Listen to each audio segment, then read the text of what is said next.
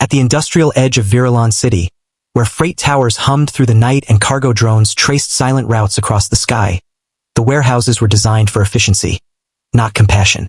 Inside one of those aging storage facilities worked Jonas Hale, a night shift warehouse operator who spent most of his hours moving crates, logging inventory, and waiting for the next shipment to arrive.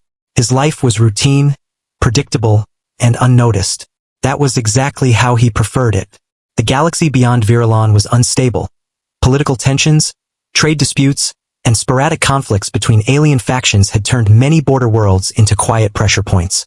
But inside the city, life carried on under the assumption that neutrality meant safety. Until the night Jonas heard something outside the loading bay. First, it was faint, a dragging sound, followed by a soft, uneven impact against metal. He paused, listening. The warehouse was supposed to be empty except for him. Another sound followed, this time unmistakable. A weak, strained breath. Jonas grabbed a handheld light and stepped toward the rear access door. When he opened it, the cold air rushed in, carrying with it the faint scent of burnt alloy and something metallic he couldn't quite place. Lying just beyond the threshold was a figure. Not human. Slender. Armored in parts but damaged. Bioluminescent markings along her body flickered weakly, like failing circuitry. One of her limbs was injured. Her posture collapsed inward as she shielded something close to her chest.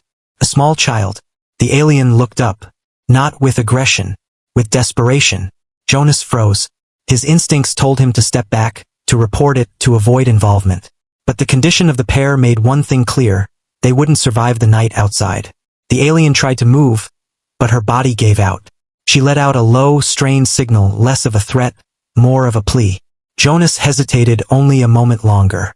Then he made a decision. "Stay inside," he said quietly, unsure if she understood him. Carefully, he helped her up, guiding her into the warehouse and away from the open bay doors. The child remained pressed against her, clinging tightly, silent but alert.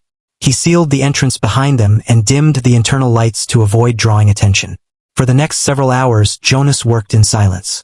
He brought water, basic medical supplies, warm coverings. Nothing sophisticated, just enough to stabilize her condition. The alien watched him closely, wary but no longer resisting. Communication between them was limited, but intent was clear. He was not a threat, and slowly that understanding settled into the space between them. Outside, the city continued its normal rhythm. Patrol drones passed overhead. Security scans swept the perimeter. No alarms were triggered. No alerts issued. From the outside, nothing had changed. Inside the warehouse, however, something unusual had begun.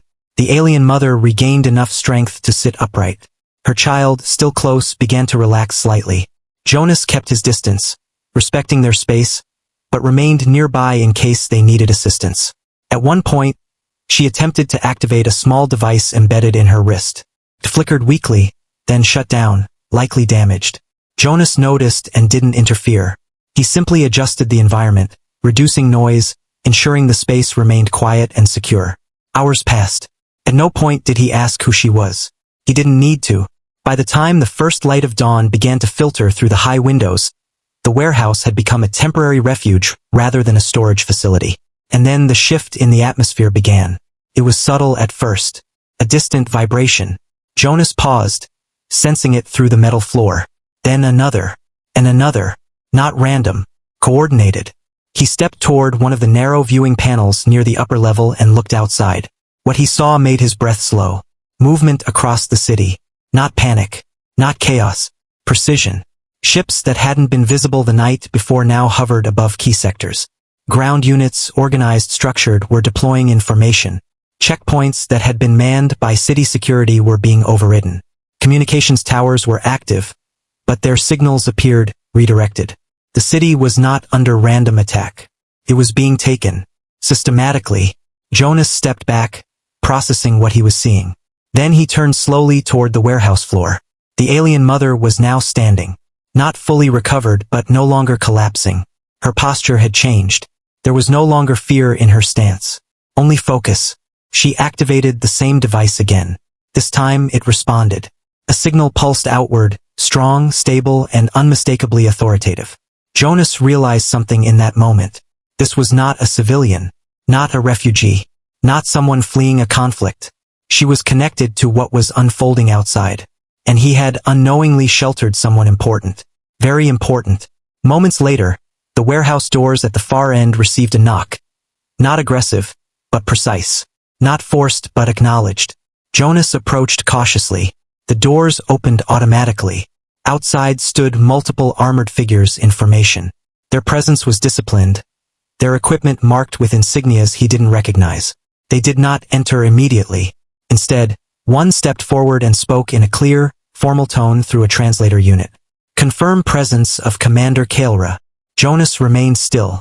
The alien mother stepped forward from behind him. The soldiers immediately adjusted their stance. Respect. Recognition. Command hierarchy. The one he had helped was not just any survivor. She was a leader, a rebel general, the kind of figure that entire factions followed, the kind of figure whose absence or survival could shift the outcome of a war.